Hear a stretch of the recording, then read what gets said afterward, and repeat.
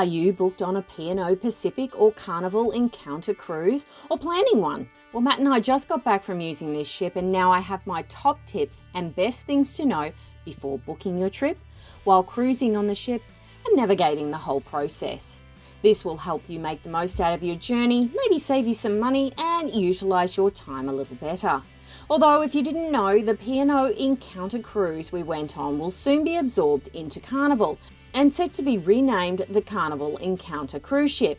Either way, it will start from the Queensland capital of Brisbane and visit so many different places over 4 to 15 days like Airlie Beach, Cairns, Vanuatu, Fiji, Noumea, New Guinea, and host specialty theme cruises for comedy, country music and the best of 80s and 90s. As for my first tip or things to know, you can choose to book really early for some great deals and prices. Cruise lines, including P&O and Carnival, reward early planners with competitive prices, onboard credit, free upgrades, or exclusive bonuses. By booking early, you also have access to a wider selection of cabins. We booked a balcony cabin on this trip and had our pick of floors and areas on the boat, and this was about 7 to 8 months before it left. Brands often run special promotions such as discounted fares for early birds, including family packages or kids sail free deals. Subscribing to the cruise line's newsletter or following them on social media can help you stay updated on offers. It only cost us $100 per person to secure our cruise for 4 nights or less, or $250 for 5 to 11 nights, and there's no need to pay the rest until 90 days out. We also snagged a special to get us extra onboard credit, which we ended up using for drinks on our first day. Obviously, there are also last-minute deals to help fill up the ship, but the downsides to doing it this way is being booked out and missing out altogether. The tropical climate of the Encounter ship means 2 distinct seasons, the dry season from April to October and the wet season from November to March. The dry season is ideal, offering sunny skies, calm seas, cooler temperatures, and tends to be more visibility in the water for snorkeling and the Great Barrier Reef areas. Plus, anywhere you go, including Airlie Beach and Cairns, is warm enough to swim anyway. It's just the nights get a little cooler, and you might need to take some extra layers for warmth. If anything, jellyfish and stingers are more common in the summertime, so Cairns and Airlie are best to visit during the winter to avoid most of this. Cyclone season peaks between December and March, which can lead to rough seas, itinerary changes and less pleasant weather. But this is also the low season for cruising and could be cheaper cruises. So weigh up your pros and cons and find out what's good for you. We actually booked in November and what we got was next to perfect. The skies were clear and I couldn't believe how calm the seas were. Also, taking a cruise out of school holidays is better to avoid the crowds. Your cabin is always going to be on the smaller side and look much bigger in the online photos than what they are actually in real life. However, they have everything you need. The beds and pillows are really soft, room to put your luggage away, and you're able to set some toiletries on the sink. I think the balcony rooms are a great investment. As much as you can watch the sunrise and sunset from your room, they actually allow you to get some fresh air between the constant air conditioning. On the downside, know that the balcony rooms can act as a wind tunnel with your cabin door and the sliding balcony door, so you should be very careful and only use one at a time. We stayed on deck 10, which had a balcony with half in the sun and half in the shade. Deck 11 and above all had shade.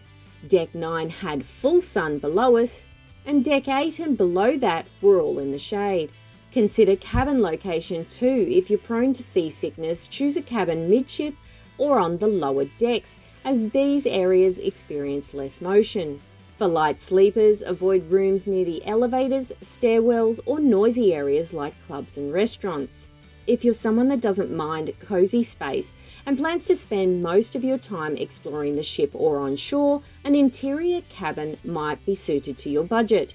However, these rooms lack windows, which can feel cramped or disorientating for some. For those seeking a luxury experience or planning to relax more, suites offer the most space, or access the private Byron Bay Club area with added perks. Finally, you can check for additional amenities offered by certain cabins, like connecting rooms for families or accessible features for those with mobility needs. Cruise ship cabins often have limited power outlets, which can be challenging when charging multiple devices like phones, cameras, tablets, or laptops.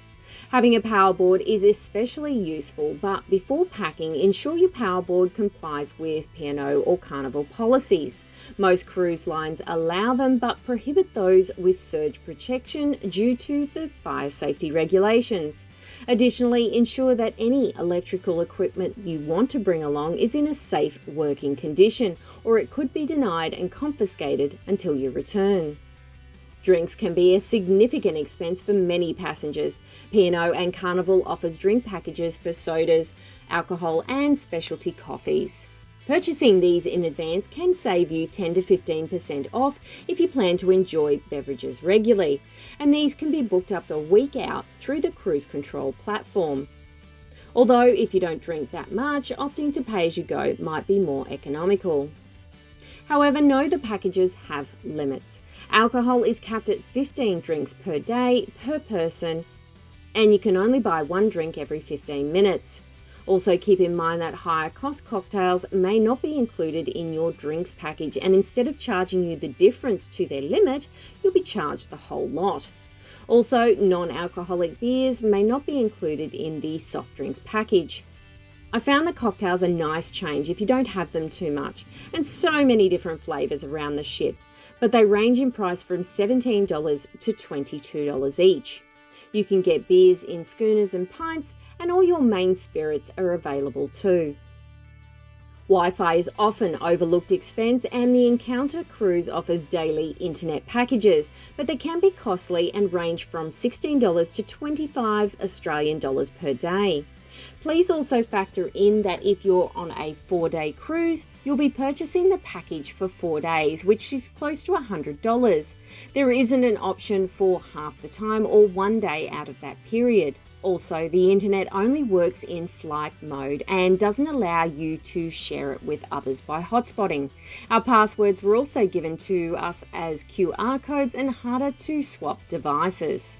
Decide whether you need the constant connectivity, and there's always options to use your data service on port days ashore the mainland, if you choose a Queensland coast cruise, that is. There is also the chat sections on the app to stay connected with other passengers, which you can use for free. Without the internet, just make sure you use flight mode and turn your data off. If you're not leaving the country, your data service can connect to the ship's satellite, and you can be charged for international roaming for the service. Cruises are generally inclusive, covering accommodation, main dining meals, onboard entertainment and many activities. However, there are a lot more additional expenses on this cruise in comparison to the last one I did 10 years ago. So understanding what's included in your fare is crucial to planning your budget and avoid unexpected costs. Meals at the buffet and main dining rooms are part of your fare, but even inclusive restaurants like Angelo's, which is the Italian food, and Dragon Lady Asian fusion, or the Waterfront restaurant had separate items on their main menu that were an extra charge. Water, tea and basic coffee are usually complimentary, and you can have access to them all day in the buffet pantry section. But ask them anywhere else and you can be charged. Also, some premium experiences like spa treatments, fitness classes, the blank to blank show all cost extra, along with certain workshops like the wine tastings or cooking classes may also have fees. Travel insurance is non-negotiable for a cruise, including the ones exploring the Queensland coast. While you may think it's an unnecessary expense, unforeseen events like medical emergencies, cancellations, or missed ports can lead to a substantial cost without coverage. Cruise ships on board have medical facilities, but these services are private and can be expensive. Plus, even if you're not travelling overseas, medical expenses are not covered by the Australian Medicare or your Australian Private Health Fund. Travel insurance often covers medical treatments and emergency evacuations. Delays and cancellations can also disrupt your trip. If you miss embarkation due to a flight delay or illness, travel insurance can cover rebooking costs or other expenses to help join the cruise at the next port. Shore excursions present additional risks, from injuries during activities to cancellations caused by weather. When purchasing insurance, see that it covers all cruise-specific scenarios. Packing for the Encounter Cruise requires preparation for warm, humid climates and the activities you'll be enjoying. There are definitely people that go out of their way for matching costumes, and I saw Hawaiian-style shirts everywhere, along with monogram prints depending on what the group was travelling for. In the end, pack for the tropics. This means lightweight, breathable clothing, swimwear, reef-safe sunscreen, and a hat are must-haves for warm climates. Think casual shorts, tank tops, sundresses and t-shirts for daytime comfort. Sunglasses and a lightweight scarf or sarong could be a nice idea, and I have a swimmer's overshirt I picked up on one of my trips to Thailand. Pack sturdy sandals for exploring, water shoes for beach and reef activities, and dressier shoes for onboard dinners or formal nights. Comfortable footwear is essential, and since I didn't leave the boat on this trip, I wore my thongs the entire time. A reusable water bottle is also a must for staying hydrated during your trip or on excursions, but please make sure this is empty when going through the security check-in. A light rain jacket or travel umbrella is helpful for unexpected tropical showers, which can occur even during the dry season. In the evenings, sea breezes can feel cool, so consider a light jacket or wrap for added comfort. Pack a small day bag for shore excursions and consider a waterproof phone case for snorkeling and insect repellent for mosquito-prone areas. Even season cruises can feel queasy, and it's one aspect I have to consider every time. Just know that once you're sick, it's going to make you ill for a long time, so prevention is always better. This particular cruise for us was relatively flat and waveless, but I actually started my medications the night before, took them on the first day, and I was fine after that with no symptoms. Obviously, the weather on your cruise could be a lot different, so there's options like wristbands, teas, or ginger candies, which are known for their anti-nausea properties. Or we've often purchased over-the-counter medications, but please chat to your pharmacist for the options that are available to you. As mentioned before, choosing a cabin midship or on the lower decks where there is less movement can also help, along with balconies. Spend lots of time on open decks, on the top, and focus on the horizon.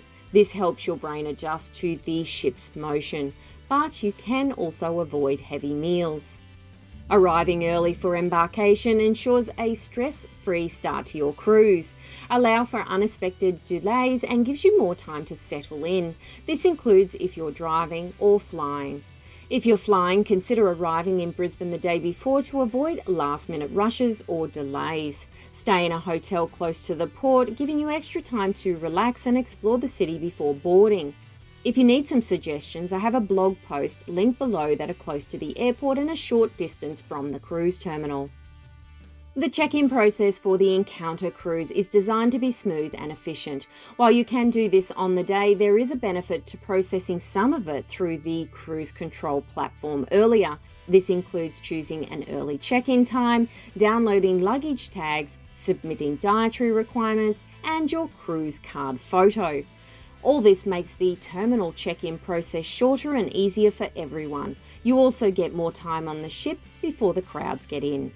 Although if you don't have a printer for your luggage tags, there is a stand outside the terminal that can print these for you and staple to your bag. Luggage tags are uniform and ensure the cruise staff have your bags delivered to your room correctly. Upon arrival at the port, you will clearly see marked areas directing to where to drop your luggage. Hand them over and be on your way. Honestly, I think there was only 1 hour from the time when we left them to seeing them in your room, so you shouldn't have to wait too long. I guess during this time is when they'll be scanning your bags to ensure you're not bringing any items not allowed, like alcohol. Plus, you don't have to lug them around when you're sorting everything else out. Next, you will proceed to the passenger terminal, where you will be greeted by friendly staff who will guide you through the various stages of check-in. You'll approach the security screening area, which is similar to the airport security. Here, your carry-on bags will be scanned and you will pass through a metal detector. This is also the point where you can't bring water any further. Once through security, you'll make your way to the check-in counters, At these counters, you'll need to present your travel documents, ID, cruise ticket, as well as your health declaration form. The staff will verify your details and provide you with a cruise card, which serves as your room key, identification, and your payment method while on board. Although, please note that the lanyards don't come with it anymore, so remember to bring one with you from home, use it without, or you can purchase one on board. If you're travelling overseas, this is also when you'll pass through immigration. After all of that, you will walk through the terminal towards the embarkation area and the gangway onto the ship. Along the way, there may be opportunities to take a welcome photo, which can be a fun souvenir for your trip. After a quick scan at your muster station to allocate that you actually got on board, you can find your room and move about the ship. Your bags will be placed outside your room, so if you're anything like me, I like to wait for these before wandering around. Booking my dining choices is one thing where I failed. Breakfast and lunch doesn't need to be booked, but dinner does. I booked all of our dinners on the first day for the entire trip, but still had to wait until 7:30 to 8 p.m. to get a table at the free restaurants. Not sure if it's any easier at the paid restaurants like Luke's Bar and Grill, the Pizzeria, or Charlie's Bar, so just get in early and make sure. I recommend looking into all of this before the day through the cruise control platform. However, this does get marginally harder when you have a group of people travelling that aren't staying in the same room, and you'll have to find someone at guest services for that. One of the first places I recommend you go is the Sailaway party, which starts close to departure time. Obviously, this is the music and entertainment as you'll see the ship start to move away from the harbour. This all started on deck 14, but could be seen from deck 15 and some of 16. There were several staff positioned around the main pool to rev up the crowd and get everyone dancing and also giving away some prizes. You'll definitely need a hat up here and some sunscreen as there's very little shade. Also, plenty of people around and seats are a lot harder to find. Crowds also make it harder to drink with lining up for more than 15 minutes. Despite that, everyone seems to have a lot of fun with the DJ playing songs like the Nutbush, YMCA, the Macarena, and a staff member narrating the whole time. Plus, you can watch all the highlights on the big screen TV. As for reviewing and telling you about the free restaurant options, they were all very accommodating to specialty dietary requirements. The pantry area is your buffet-style meals and lots of variety. There are also different sections allocated like fish and chips, carvery or roast meat, dessert bar, self-serve salad section and a water station. Food as such was good, but I do think of it as mass-produced takeaway style. However, there were certain foods, like the roast meat, that I enjoyed more than others. I love the waterfront restaurant and the personalised waiter and table service was definitely better than the pantry. Meals were also served quickly and lacked quality on some certain items. Angelo's is the Italian restaurant and one of the free options available. However, like most of the menus, keep an eye out for the treat yourself options as these cost extra. Service was exceptional and meals came out quickly, but also like fast food served with style. Matt tried some bruschetta, chicken parmigiana and the flourless chocolate cake. I tried the seafood here, which was a variety like mussels, fish, calamari on a tomato-based sauce. The Dragon Lady Asian cuisine was definitely my favourite, and I guess that comes down to always being a common choice at home. The dim sims and spring rolls were a really nice entree, and the calamari and stir fries were lovely. In the end, the menus can slightly change throughout your journey, so always visit a couple of times if you don't find the option you like. Overall, waiting for lifts and travelling on them weren't too bad, and you got where you needed to be within about 5 minutes. But the lifts are atrocious on the first day, with everyone getting settled into their room and looking around, or on the last day, moving your own luggage off the ship. However, I felt for the most part, if you have 1 to 3 floors to move between, then walking up and down the stairs is going to be much quicker. We hung out at the Encounter Bar a lot, but the seats in view of the stage filled up quickly when they had live performances or events. But outside of the main areas were sometimes easier to snag seating for a group. Cocktails were close to $20 each, beers are about $10 to $14, and I was buying vodka and sodas for $12. This area also had the outside smoking deck, and it was a lovely view passing by Moreton Island, Tangalooma Island Resort, and also the shipwrecks in the beginning. While the Encounter was the main bar, there were other options around the ship that were less busy for casual drinks and dining, or quieter ones for specialty drinks. This is obviously all for an extra charge. The ice creamery was a nice addition and obviously great for the kids on a hot day, but no, it's a popular spot and took forever to get through the lines. Not only that, but Matt had to wait more than 20 minutes just for a coffee, and this was for an extra charge. While bathrooms are available in your room and everywhere around the ship, even on a 4-day cruise, we saw many break down or out of order. I even ran into a lady who for 2 days had to leave her room in the middle of the night to get to a public toilet. In our room, we even had to wait 5 minutes and press the button 10 times before ours flushed. Despite that, they are serviced daily in your rooms and several times a day in the public areas. I decided to disconnect for our cruise. The good thing is the cruise app on your phone works with the ship's Wi-Fi for free, and you can message other passengers on the boat to help meet up with family and friends. In theory, this is a great way to save on the internet plan. However, on the downside, while it was sufficient for us this time, it wasn't reliable at connecting, and you constantly had to reconnect or close the app completely and open it up again to use the chat function. On the other hand, the app was great for other things like booking dinner tables, shore excursions, and tenders, accessing deck plans to know where to go, plus more importantly, getting a statement of your cruise purchases throughout the journey. While there are machines around to do this without the app, this made it easier to budget and help keep a track of your finances, especially if you're loading money onto your card instead of securing with a credit card. Photos are taken by staff around the ship all the time. This includes a group shot as you enter the ship, themed dress-up nights, sitting at restaurants, or on the shore excursions. Prices were about $20 a piece for the printed copy, and it wasn't cheaper just to get the digital ones.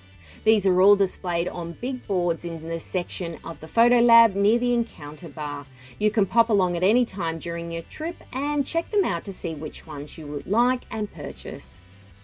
The cruise ship offers a variety of onboard activities designed to cater to every interest, from relaxing by the pool to engaging in lively events. Start planning the activities on your first day when you have access to the P&O app, and you can read the Good Times magazine, which is given to you before each day. Onboard entertainment like comedy acts, dance classes, live music, and trivia games. Poolside games and fitness classes, which are typically free for anyone to join. And we had heaps of fun participating in the 80s music trivia at the Encounter bar, and we came so close to winning too. For adventure seekers, the cruise may feature fun activities like water slides, zip lines, cocktail making, or wine tastings, which would all cost extra and need to be booked. Evenings are a highlight on any cruise, with high-energy stage productions like Blank to Blank, themed parties, and live singers and music performances. We actually attended the Blank to Blank show. It is 18 plus, and while it was entertaining, it was arranged at part comedy routine, part dancing, artistic, acrobats, and nudity. However, I wasn't a big fan on the seating arrangement in the Black Circus auditorium. The flooring only had a slight incline to the stage, and there were alternative seating arranged higher than the one behind it, and made it very difficult to see the show. So unless you're willing to pay over $100 to see it, your view could be restricted. For families, kids clubs are a fantastic resource, offering supervised activities for children of all ages. This allows parents some free time to enjoy the adults-only areas or indulge in spa treatments. The water slides and zip lines did look like a whole lot of fun, but a little expensive for me. We also saw at least 3 people getting stuck on the zip line in a matter of 15 minutes. To be honest, I saw less onboard activities available on the port days, so if you go ashore, don't feel like you're going to miss out. The 2 different areas with pools and jacuzzis are a big hit for the families and kids, but I found them very noisy. One is enclosed or covered from the weather, and the other is outside, but both are on the same floor.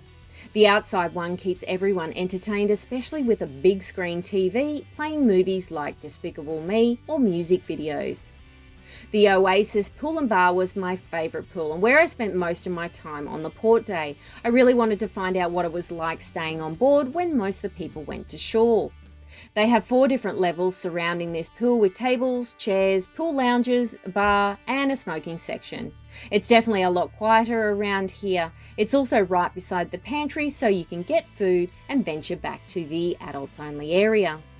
If you're docking into a tendering port, please book your time to go ashore as soon as possible. That's unless you have a booked tour, as this generally comes with a scheduled priority tender. Queensland itineraries often include destinations such as Cairns and Airlie Beach in the Whitsundays.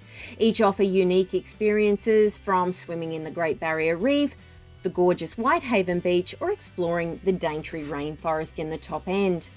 Otherwise, the overseas ones go to New Guinea, Vanuatu, Noumea and Fiji. While tendering adds an adventurous element, it also requires more time and planning, particularly during busy stops, and especially when you're doing your own thing. Know that you'll spend at least an hour checking in, travelling on the tender, and getting to where you want to be at the other end, so please factor that time into your activities. It's especially important to know when the last tender boat leaves from the port and gets you back on time. Miss it and you'll be up for the extra costs to meet at the next cruise port. While the cruise itself might seem like a cheap holiday, it's the shore excursions that sting a bit with prices, and you need to budget for the port days. Know that the price for these shore excursions are much dearer than booking them yourself. On the other hand, you want to guarantee you get on the tour and arrive back on time. So sometimes it can be better to book with the cruise line, especially if it's for a full day. Another point is high demand activities like snorkeling the Great Barrier Reef or scenic flights over the reef can fill up quickly, and it could be handy to book through the cruise control platform before you leave. After seeing the extra long lines at the service desk, you might not want to battle through that on your first day. With that said, if it is a shorter tour and can be flexible, then you can look into options yourself either on the day or check in with the company direct beforehand. I'll link in the description my videos on the things to do in Airlie Beach and Cairns so you can scope out any free and easy options along the Queensland coast yourself. Also suss out some contingency plans when the weather cancels shore excursions and you need something else to do. All cruises are known for their fun theme nights and casual formal evenings, making them a fantastic opportunity to dress up and immerse yourself in the cruise culture. Theme nights are announced ahead of time with popular choices on the Encounter like the Gatsby Night, Formal Night, the White Party or Tropical Night. While dressing up is optional, participating enhances your experience and makes for great photo opportunities. If costumes aren't your thing, even small touches like themed accessories or colour-coordinated outfits can help you blend in. In the end, I found it about 50-50 for those who dressed up to those who didn't. I've always taken plenty of hand sanitizer along on every trip I take. Not only is it good hygiene, but it can also avoid sickness when you're in such a crowded area like on a cruise. While the Australian coast is lower in the scale of risk, I would use hand sanitizer after touching communal areas, cash used on the mainland port days, and when bathrooms have run out of soap. The casino wasn't open on our first full sea day, but it was after that. From what I found, this will be determined from the captain and current weather conditions, so might not be the same for your cruise. There were plenty of different pokies and tables around and never found it that full. You can use your cruise card to pay for the pokies or tables, but expect a minimum amount to be deducted to start with. This was about $50 for the tables. In the scheme of things, I suggest bringing along some cash to pay for it, but that's up to you. You still need to enter your cruise card to use the pokies, and your credit balance is stored on your card and can be transferred to other machines. Whatever you do, don't wait until the last minute to cash in your winnings or chips, as it's not open on the last day. I really wanted a souvenir casino chip for my collection, but this was the first place in the entire world that wouldn't sell me one at the cashier. Understanding basic cruise etiquette can enhance your experience and foster a respectful environment for all passengers and crew. When reserving poolside lounges, avoid chair hogging. It's courteous to only occupy a chair while you're actively using it. The same goes for public spaces like lounges or theatre seats. Arrive early for shows, but don't hold seats for extended periods. Respect quiet zones such as adult-only retreats, where loud conversations or phone calls can disrupt others' relaxation. Similarly, when navigating the ship's hallways, keep noise levels low, especially during late hours when passengers may be sleeping. Treat the crew with kindness and patience. They work long hours to ensure your cruise experience is enjoyable. If you encounter any issues, address it politely with guest services, as they're always there to help. Finally, follow ship's policies such as safety regulations during muster drills and smoking only in designated areas. Familiarising yourself with the ship's layout early can save you time and reduce confusion during your cruise. The cruise ships are large, and knowing where the key areas are helps you navigate with ease. This can all be done using your cruise app. Locate essentials such as main dining rooms, specialty restaurants, buffet, entertainment spaces, kids clubs, gym, spa, and guest services desk, and especially where your cabin is. This is also a great opportunity to discover quiet corners like outdoor decks or lounges for relaxation. Like most travel brands, cruise loyalty programs can offer discounts, priority boarding, and exclusive perks for repeat travelers. So if you plan to sail with them more than once, enrolling in their program could help. Although with the changes coming to this brand in the next 6 months, the new Carnival programs could be evolving from its existing P&O status. So depending on when you watch this video, check out their website for the latest information. To maximise your benefits, familiarise yourself with the program's details. For example, booking early or during promotional periods can often earn additional rewards. Look for cruises offering bonus points or discounts for loyalty members. During your cruise, take advantage of the loyalty benefits like special cocktail parties or exclusive discounts. By leveraging the rewards, you'll save money and enhance your overall experience on future cruises. My most important tip: relax and enjoy your cruise. Planning and preparation are essential, but once aboard, let go of the stress and immerse yourself in the experience. Cruising offers a unique blend of adventure, relaxation, and stunning natural beauty. Take time to appreciate the views, whether it's sunrise over the coral sea or sunset from the deck. Don't overpack your schedule, and leave a little room for spontaneous moments. Make the most of your downtime by exploring the ship's amenities, from soaking in the hot tub to trying new cuisines at specialty restaurants. If you're traveling with family and friends, prioritize quality time together, whether it's participating in onboard activities or simply enjoying a meal. Shore excursions are highlights of any cruise, but remember to pace yourself. The tropical climate can be exhausting if you overdo it. Balance your adventurous days with relaxing ones on board. So what's my overall review? I think cruising can be a good all-inclusive holiday, but there seems to be more and more add-ons in today's cruises that hike up the price. Even something as small as the lanyard not being included anymore was a bit disappointing, and it's definitely more convenient using one. If crowds are not your thing, then it's probably not going to suit you. The hot tubs and spas were all located in public areas and full every time I passed by, so I couldn't enjoy them. However, the adults only area was a big plus for me, and I found it more relaxing and enjoyable.